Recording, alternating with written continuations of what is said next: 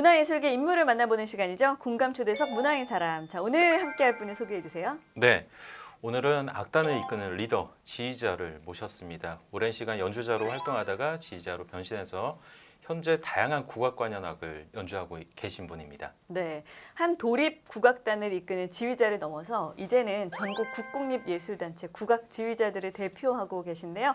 이분을 화면으로 먼저 만나보시죠.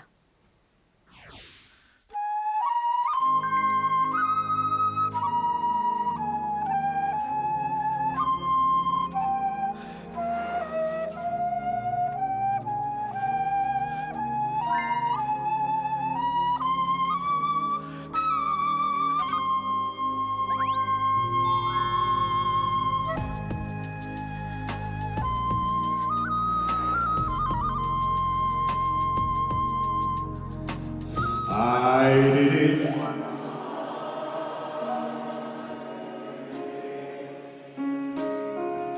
Regrets I have known, but then again. 공감초대석 문화인 사람. 자, 오늘은요 경상북도 도립국악단의 이정필 상임 지휘자님과 함께합니다. 어서 오세요. 네, 안녕하세요. 어서 오세요. 멀리 경북 고령에서 오셨다고 들었는데요. 아이고. 먼저 문화인공간 시청자 여러분들과 인사 나누십시오. 네, 반갑습니다. 경상북도 도립국악단 상임 지휘자이자 대한민국 국공립예술단 국악지휘자협회 초대 회장을 맡은 이정필입니다. 네. 반갑습니다. 자, 먼저 축하 말씀을 드려야 될 것 같아요. 전국 국공립예술단체의 어떤 그 지휘자들을 대표하는 초대 회장을 이제 맡게 되셨는데 네. 소감이 어떠신가요? 코로나19 상황으로 뭐 전통 예술뿐만 아니라 문화예술 전 분야에 걸쳐서 상당히 어려운 이런 국면에 또 이렇게 초대 회장을 맡게 돼서 상당히 어깨도 무겁고 부담감이 있습니다만은 오히려 좀 위기를 잘 극복하면 또 기회라고 하지 않습니까? 그래서 네. 임원들과 뭐 긴밀히 협조해서 전통 예술이 전국의 하나의 네트워크를 통해서 동반 성장하는 데 기틀을 잡고 그래서 생활 속에 좀 국민의 생활 속에 국악으로 행복한 대한민국을 좀 만드는데 최선을 다해서 노력하도록 하겠습니다. 네. 현재 몸담고 계신 곳이 대한민국 국공립예술단 국악지휘자협회인데요. 명칭으로 봐서는 여러 단체의 지휘자들이 모여 있는 단체 같은데 어떤 단체인지 소개를 부탁드립니다. 네, 그렇습니다. 전국에 이제 국공립 국악예술단체가 30여 개 되는데요. 네. 국악 지휘 단체 예술 감독이나 지휘자들을 중심으로 뭔가 좀 하나의 모임을 결성해서 국악 발전의 일익을 담당해보자 이런 취지의 공감대를 형성해서 만들어지다 보니까 네. 단체의 명칭을 이제 그렇게 정했고요. 약칭으로는 조금 더 광의의 범위에서 대한민국 국악 지휘자협회 이렇게 정했습니다. 그래서 추후 이제 단체가 좀 안정되고 사업이 정상 궤도로 진행될 때 여러 민간 단체도 아우러서 네. 하나의 좀 뭐 대한민국의 좀 국악 발전의 선장 동력의 하나의 좀 교두보를 마련하는 그런 단체로서 이제 일익을 담당하고자 단체 이름을 좀 그렇게 정했습니다. 네. 네.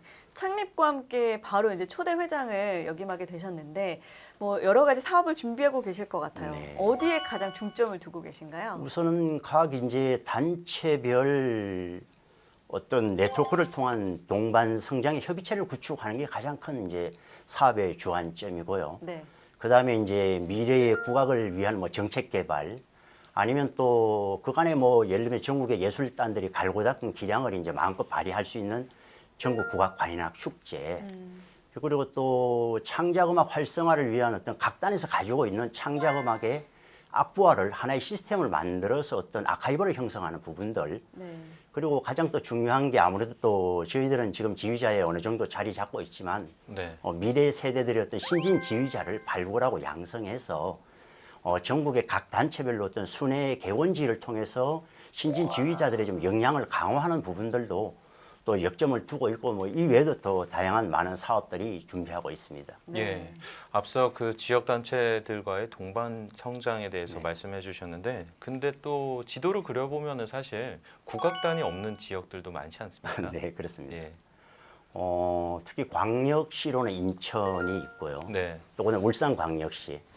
그다음에 또 이제 도립이 없는 곳은 뭐 충청 남북도가 그렇고 경상남도. 또 제주특별자치도 뭐 세종시도 지금 예, 국악단이 아직은 없습니다. 네. 없는 곳도 많고 또 이렇게 지역별로 보다 보면 편차가 있을 것 같은데 특별한 뭐 어떤 계획이 준비돼 있는지 궁금합니다. 웬만한 큰 광역시도별에는 지금 교향악단이나 합창단은 거의 다 있는데 네. 우리의 음악을 이제 관장하는 국악단이 없다는 것은 상당히 아쉬운 일이죠. 안타까운 일이고 또 지역의 예를 들면 시도민들도 뭔가 좀 문화 예술의 다양성을 좀 이렇게 함께 좀 누릴 수 있는 그런 기회를 부여해야 된다고 봅니다. 그래서 네. 각 지역별로 이제 국악지휘자협회에서 순회를 하면서 심포지움이라든지 아니면 네. 지역에 또 이런 국악예술단과 연대해서 국악단을 만드는 어떤 당위성을 설명하고 또 내년에 전국적으로 뭐 지자체 선거가 있지 않습니까? 그럴 네. 때에 어떤 후보분들이 좀 공약사항으로 걸어서 국악단이 좀 이렇게 만들어져서 지역사회 좀 문화가 전반적으로 골고루 이렇게 활성화될 수 있을 수 있도록 네. 저희들이 좀 최선을 다해서 이렇게 좀 권유도 하고 그렇게 활성화되는데 좀 하기 위해서 준비를 많이 하고 있습니다. 네, 요새 코로나19 위기 속에서 네. 국악인들의 진로와 또 생계에도 큰 영향이 있는데요. 그렇습니다. 얼마 전에는 또 한 대학에서 국악과를 폐지한다는 안타까운 소식이 네. 들려오기도 했었는데 그 협회 차원에서 반대하는 성명서를 내기도 하셨더라고요. 네, 그렇습니다. 특히 지금은 국악이 또 전반적인 상황에도 위기이지만 네, 조금 전에 또 말씀드린 전국적으로 대학을 졸업한 그 졸업생들을 수용할 수 있는 이 단체들이 부족하고 그런데도 또 학과의 이제 그 평가를 주로 이제 취업 위주로 영양 평가를 하다 보니까 네. 이 순수 전통 예술은 사실 들어갈 수 있는 뭐 단체도 없을 뿐더러 취업이 그렇게 쉽지 않은 부분이 많지 않습니까? 그러다 보니까 이제 학과가 이번에 뭐 동국대도 폐과가 되고 그 전에 원광대라든지 벌써 우석대도 이제 폐과를 됐는데 상당히 안타까운 일들이고요. 네. 예를 들면 뭐 백범 김구 선생님이 하나님이 만약에 소원이 무엇이냐고 묻는다면 우리 이제 순수 전통 예술을 체계적으로 좀 교육을 해서 후세에 네. 뭔가 문화 강국을 만드는 게 나의 소원이다.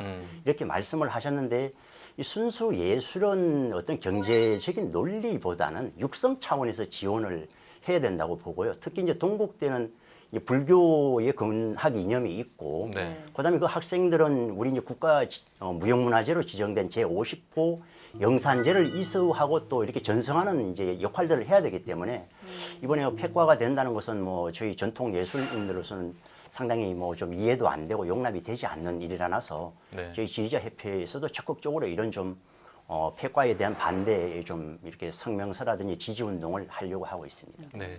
여러 가지 고민이 또 많으실 것 같은데 지금 현재 경상북도 도립국악단 8대 상임 지휘자로 또 계시잖아요. 네. 2019년부터 하셨으니까 3년째 맡고 계신데 네. 가장 힘을 쏟는 부분이 있었다면 어떤 부분일까요? 올해 이제 3년 차에 접어드는데요. 어떻게 보면 국악이 가지고 있는 이제 순수 가치를 어떻게 도민들에게 알릴까가 가장 이제 고민이 많았고요. 네. 네. 또 경북이 아시다시피 23개 시군으로 돼 있고 권역들이 상당히 좀 넓은 편입니다. 네. 그래서 주로 이제 좀 문화 소외 지역들이 많고요. 그래서 도립국악단이 조금은 불편하고 힘이 들지만 지역사회를 찾아가면서 하는 맞춤형 공연이 상당히 좀 도민들에게 인기가 많습니다. 그리고 오지 학교라든지 특히 초, 중, 고등학교를 마찬가지로 찾아가면서 하는 청소년 음악회들이 또 학교에도 호응을 많이 얻고 있고요. 그 다음은 경북의 여러 가지 자연 지리적으로나 또 주요 명성지나 관광지들이 많습니다. 그리고 또 역사 문화적으로도 상당히 좀 소재들이 많아서 네. 어떻게 하면 저희 전통 예술과 잘 융합을 통해서 어우러질 수 있는 새로운 창작품을 좀 개발하는데 역점을 두고 또 많이 노력을 하고 있습니다. 네. 잠깐의 좀 인생 이야기를 나누자면은 현재는 지휘자로서의 지휘대에 오르고 계시지만은 그 전에는 약 13년 동안 부산시립국악관현악단에서 예, 대금 연주자로 네. 예, 활동을 하셨는데 네. 2004년부터 지휘 활동을 본격적으로 하시기 시작하셨는데 어떻게 하시다가 연주자에서 지휘자로 이렇게 전향을 하셨습니까? 네, 물론 이제 훌륭한 연주자로 예술가로 남는 것도 상당히 좀 의미가 있고 좋은 일이라고 생각이 됩니다. 하지만 조금 더 큰 꿈을 가지면서 네. 개인의 좀 역량을 더 개발하는 하고 싶은 게 어떤 첫 번째 좀 소망이었고요. 네. 사실은 연주자는 본인이 가지고 있는 연주 활동만 이제 충실히 하게 되지만 지휘자는 좀 다양한 경험을 하게 됩니다. 특히 이제 악단의 행정부터 공연의 기획, 제작, 그다음에 또 전반적으로 단원 복무 지도에 이르기까지, 그다음에 또 공연 연습에서 마지막 이제 공연의 지휘까지 하게 되는 다양성을 이제 많이 접하게 되는데 이런 부분들이 또 저하고는 좀 잘 맞는 것 같습니다. 그리고 또 앞으로는 뭐 각 단체별로 좀 단체가 발전하느냐 현실에 머무느냐는 사실은 지휘자가 가지고 있는 역량을 어떻게 단원들과 공유하고 또 리더십을 발휘해서 화합을 통해서 어떻게 잘 이끌어 나가느냐에 따라서 단체의 사실은 좀 뭐 발전과 현실에 머무는 이런 부분들이 아주 중요한 역할을 하는 게 바로 지휘자라고 생각이 됩니다. 네. 아니, 자신에 대해서도 그렇고 국악에 대해서도 그렇고 굉장히 열정과 또 욕심이 많으신 것 같아요. 그 예술 감독과 지휘자로 있으시면서 다양한 공연들을 또 기획을 하셨는데 가장 기억에 남는 대표적인 작품이 있다면 뭐 어떤 걸 꼽으시겠어요? 네, 연주자의 생활부터 지휘자 생활까지 한 34년 정도 이제 국공립 예술단에서 근무를 했는데요. 네. 뭐 연간 최소한 한 30회 정도 공연을 했다 그래도 한 1000여 회 이상을 아마 공연을 했을 텐데 우선은 뭐 연주자 때도 좋았지만 지휘자로서의 어떤 공연의 기획이나 제작도 있지만 그것을 넘어서 공연의 전반적인 이제 총감독, 네. 연출 분야에서도 좀 상당히 관심이 많아서 네. 특히 이제 요 근래에 했던 작품이라면 뭐 2018년도에 동아시아 문화도시 이제 폐막식이 부산에서 있었는데요. 이 부산시와 이제 한중일 3개국의 이제 문화가 한 무대에서 어우러지는데 그게 이제 총 연출과 총 감독을 했었고요. 또 특히 기억에 남는 건 뭐 2018년도 부산문화재단과 함께 부산시의 그 2030 등록 엑스포 이제 유치 기념으로 해서 네. 부산에서 전통 예술과 전통 무용 쪽에 네. 동아리를 하시는 분들을 2,030명을 영화의 전당 이제 야외 무대에서 모아서 저희 이제 부산 시립국악 관악단과 한 무대에서 어우러지는 이거는 뭐 참 대규모네요. 제가 생각해도 획기적인 좀 기획이 그러네요. 아닌가 이렇게 생각이 네. 되고요. 뭐 작년 같은 경우는 아마 그 우리 한국 전쟁 70주년 추모 평화 음악회를 이렇게 기획 제작한 그런 게 가장 근래에 좀 기억에 남는 공연인 것 같습니다. 예.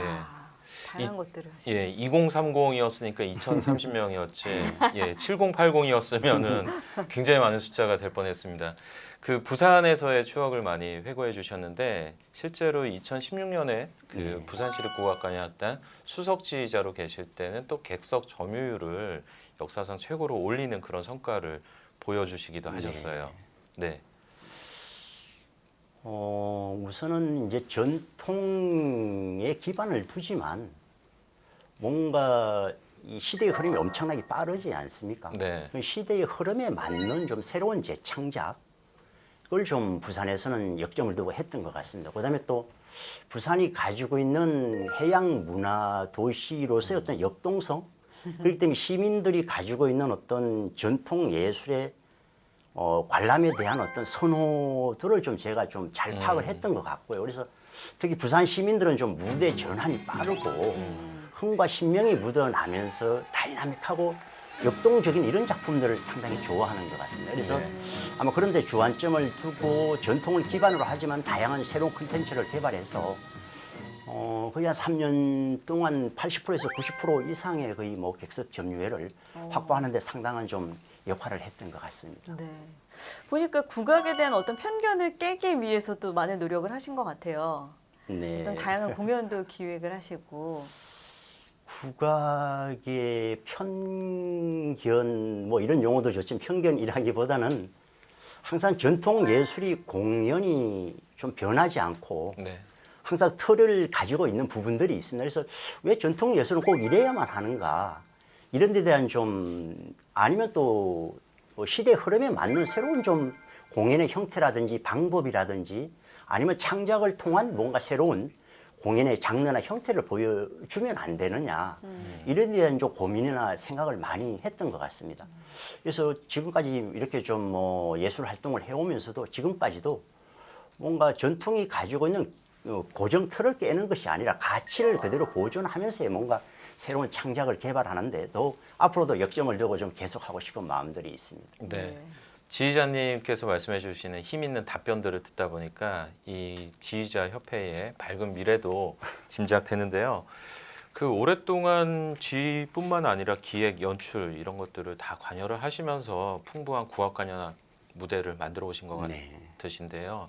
그래도 뭔가 지휘자로서 앞으로 하시고 싶은 음악 뭔가 있으실 것 같은데 어떤 음악을 좀 그 선보이고 싶으십니까? 네, 뭐 세종대왕께서는 문치교와 네. 문화와 교육을 어떤 국가를 운영하는 국정 과제처럼 이렇게 하셨기 때문에 세종대왕 때 문화가 가장 우리의 전통 예술도 번성했던 시기가 아닌가 이렇게 생각이 되어지는데요.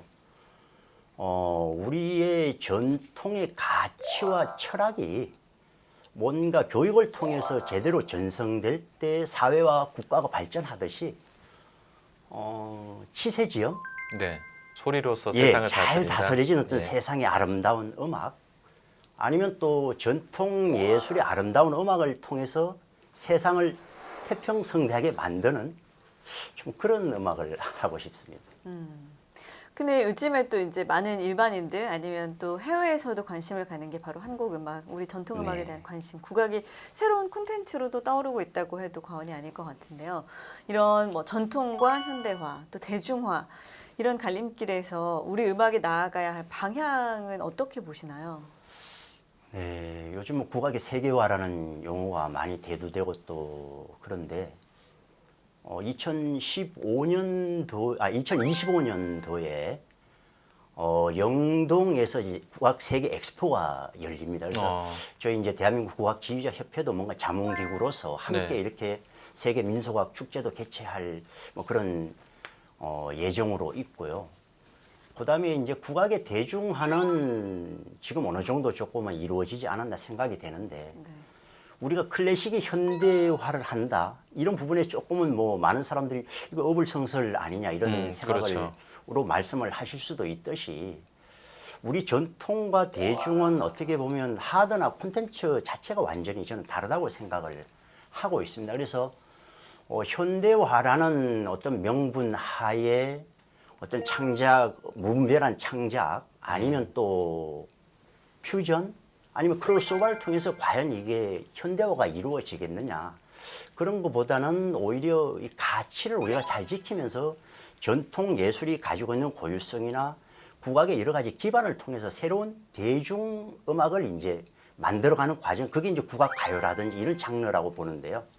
그러면 우리가 이제 전통 음악이나 민속악은 하나의 이제 전통으로 보고 또 창작 음악, 새로운 미래를 준비하는 창작 음악 하나는 이제 국악의 대중 음악도 하나의 장르로서 자리가 잡을 때 뭔가 이제 대중이나 대중화나 현대화나 세계화나 이런 부분들이 원활하게 좀 진행이 되지 않을까 이렇게 보여지고 저희 이제 대한민국 국악 지휘자 협회에도 뭔가 국악이 다양성을 가지고 국민들의 생활 속에 깊숙이 좀 자리 잡는데 역할을 하는데 좀 최선을 다해서 앞으로도 그렇게 노력을 하도록 하겠습니다. 예.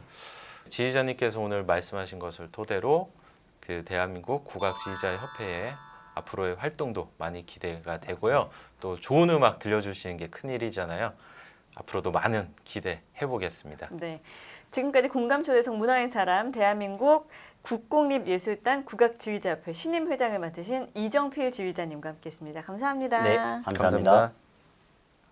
감사합니다.